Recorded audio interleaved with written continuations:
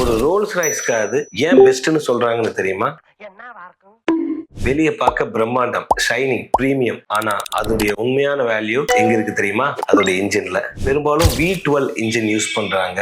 ஸ்மூத்தா இருக்கும், வைப்ரேட்டே ஆகாம கம்ஃபர்ட்டா ஃபீல் பண்ணுவாங்க. வெளிய பார்க்கற மாதிரி உள்ளேயும் செமையா இருக்கும். இமேஜின் பண்ணுங்க, ஒரு கார் பார்க்க வெளிய சூப்பரா இருக்கு, ஆனா இன்ஜின் வீக்கா இருக்குன்னா அந்த காருக்கு வேல்யூ இருக்கா? அதே மாதிரி தான் உங்க டீம் மெம்பர் வெளிய பார்க்க சூப்பரா, கான்பிடென்டா, ஸ்டைலிஷா இருப்பாங்க, ஆனா உள்ளுக்குள்ள பிரஷர், பெயின், ஸ்ட்ரகிள்ஸ் இருக்கும். இந்த மாதிரி இருக்கிற டீம் மெம்பரை வெளிய சூப்பரா இருக்காங்கன்னு நினைச்சிட்டு நீங்க கண்டுக்காம விட்டீங்கன்னா அவங்க கொஞ்ச நாளைக்கு அப்புறம் ஓட முடியாது, ஸ்டக் ஆகி நின்றுடுவாங்க. வெளிய இருக்கிற மாதிரியான கான்பிடென்ட் உள்ளேயும் வரணும் அப்படின்னு நினைச்சீங்கன்னா நீங்க அவங்களுக்கு டைம் கொடுக்கணும், அவங்களுக்கு தேவையான சப்போர்ட் பண்ணணும். இந்த ரெண்டும் இருந்தா தான் அவங்க வெளியே இருக்கிற மாதிரி உள்ளேயும் கான்பிடென்டா இருக்க முடியும். உங்க team member Rolls Royce car மாதிரி அவுட் சைடும் சரி இன்சைடும் சரி செம்ம கான்பிடென்டா பிரீமியமா இருக்கணும்னு நினைச்சீங்கன்னா இது மாதிரி யூஸ்ஃபுல்லான கண்டென்ட்டுக்கு என்ன ஃபாலோ பண்ணிக்கங்க.